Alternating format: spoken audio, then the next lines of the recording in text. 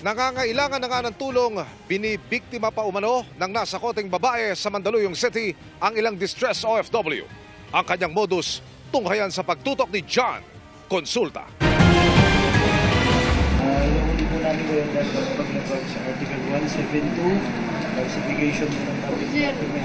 Inaresto ng mga tauhan ng NBI Human Trafficking Division at Department of Migrant Workers o DMW ang babaeng ito sa Mandaluyong. Na-recover sa kanya ang mark money na ibinayad sa kanya ng complainant na OFW. Grabe naman Ikaw mo nga. Sige, OFW ha.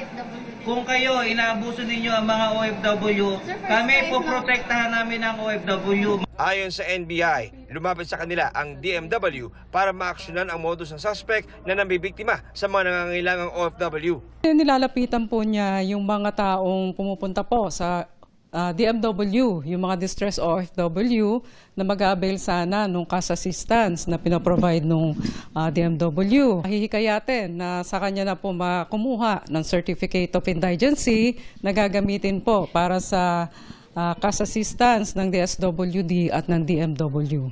Peke ang mga Certificate of Indigency na binibigay ng suspect sa mga OFW kapalit ng 10% ng tatanggapin nilang tulong pinansyal. Sa DSWD, 1,000 ang kanilang hinihingi.